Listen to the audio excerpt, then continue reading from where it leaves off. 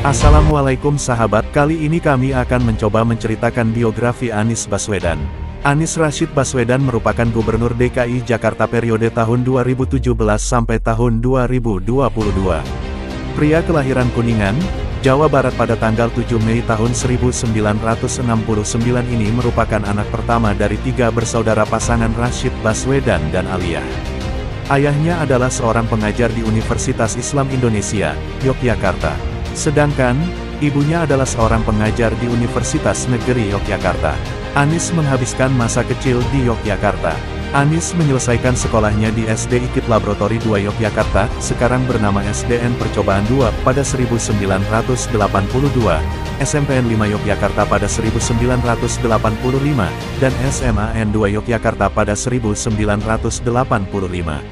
Saat SMA, Anies menjadi Ketua OSIS SMAN 2 Yogyakarta sekaligus Ketua OSIS seluruh Indonesia.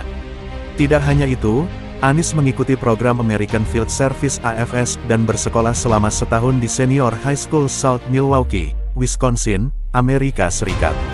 Anies lalu melanjutkan pendidikan sarjananya jurusan ekonomi di Universitas Gadjah Mada Yogyakarta sejak 1989 hingga 1995. Ketika berkuliah, Anies menjabat sebagai Ketua Senat Mahasiswa UGM pada 1992.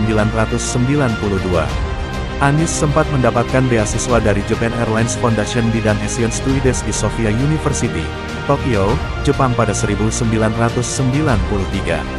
Setelah lulus kuliah, dia bekerja di Pusat Antar Universitas Studi Ekonomi, UGM selama 1 tahun. Pada tanggal 11 Mei tahun 1996, Anies Baswedan menikah dengan Ferry Farhati Ganis.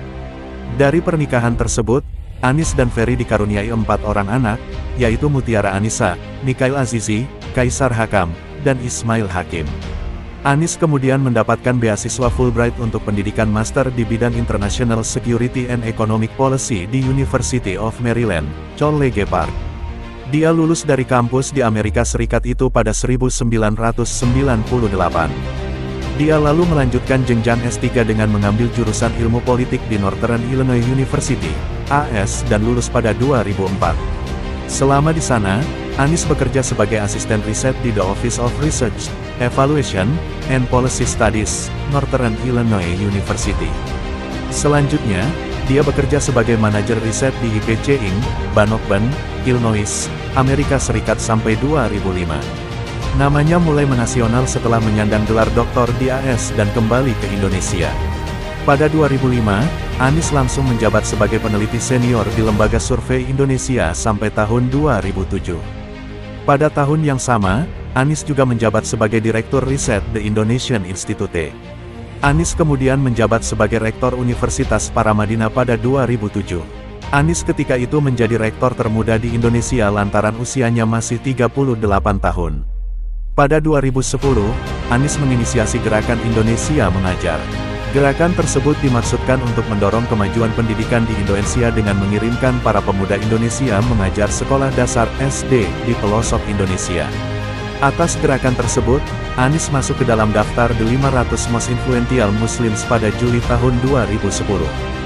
Dia juga mendapatkan penghargaan dari The Association of Social and Economic Solidarity with Pacific Countries (PASIAT) di kategori pendidikan pada 2010. Tak hanya itu, Anies meraih Nakasone Yasuhiro Award pada Juni tahun 2010. Selain itu, dia menjadi 20 tokoh yang membawa perubahan dunia untuk 20 tahun mendatang versi majalah Foresight Japan pada 2010. Memasuki tahun 2013, Anies masuk ke dunia politik dengan menjadi peserta konvensi calon presiden dari Demokrat.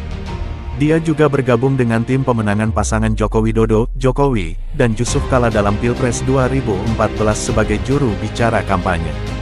Pada tanggal 27 Oktober tahun 2014, Anies dilantik sebagai Menteri Pendidikan dan Kebudayaan Republik Indonesia. Selama menjabat sebagai menteri, Anies melakukan program kerja untuk mengembalikan kurikulum pendidikan 2006 serta menerapkan kurikulum 2013 di sekolah terbatas. Dia juga mengubah ujian nasional UN, bukan sebagai ukuran kelulusan utama. Lebih lanjut, Anies membuat program uji kompetensi serta sertifikasi guru dan menghapus masa orientasi sekolah (MOS) menjadi pengenalan lingkungan sekolah. Setelah jabatannya selesai pada pertengahan 2016, dia mencalonkan diri sebagai Gubernur DKI Jakarta bersama Sandiaga Uno untuk masa jabatan tahun 2017 sampai tahun 2022. Pasangan tersebut diusung Gerindra, Perindo dan Partai Idaman. Anies Sandi memenangkan kontestasi politik itu melawan Basuki Cahayapurnama, Ahok, Jarod Saiful Hidayat dan Agus Harimurti Yudhoyono, Silviana Murni. Keduanya pun dilantik untuk memimpin Jakarta pada tanggal 16 Oktober tahun 2017. Selama masa pemerintahannya, Anies melakukan pembatalan perizinan reklamasi 13 pulau di Teluk Utara Jakarta. Dia juga membangun Stadion Internasional Jakarta dan merevitalisasi kanal banjir sungai di ibu kota. Lebih lanjut, Pemprov DKI di bawah kepemimpinan Anies berhasil menggelar Formula E. Pemprov DKI juga berhasil membangun aplikasi Jaki yang berisikan banyak layanan publik di dalamnya. Pada tanggal 13 November tahun 2023, Komisi Pemilihan Umum (KPU) resmi menetapkan Anies Baswedan sebagai calon presiden dalam pemilihan umum 2024. Anies dibersamai dengan Muhaimin Iskandar atau kerap dikenal Cak Imin dengan usungan Partai Nasional Demokrat, Nasdem, Partai Kebangkitan Bangsa (PKB), Partai Keadilan Sejahtera (PKS), dan Partai Umat. Adapun pasangan tersebut mengusung visi yakni, Indonesia Adil Makmur untuk semua. Sementara itu, misi yang diluncurkan Anies dan Muhaimin antara lain memastikan ketersediaan kebutuhan pokok dan biaya hidup murah melalui kemandirian pangan, ketahanan energi, dan kedaulatan air, mengentaskan kemiskinan dengan memperluas kesempatan berusaha dan menciptakan lapangan kerja, mewujudkan upah berkeadilan, menjamin kemajuan ekonomi berbasis kemandirian dan pemerataan, serta mendukung korporasi Indonesia berhasil di negeri sendiri dan bertumbuh di kancah global, serta mewujudkan keadilan ekologis berkelanjutan untuk generasi mendatang. Kemudian, membangun kota dan desa berbasis kawasan yang manusiawi, berkeadilan dan saling memajukan, mewujudkan manusia Indonesia yang sehat, cerdas, produktif, berakhlak, serta berbudaya, mewujudkan keluarga Indonesia yang sejahtera dan bahagia sebagai akar kekuatan bangsa.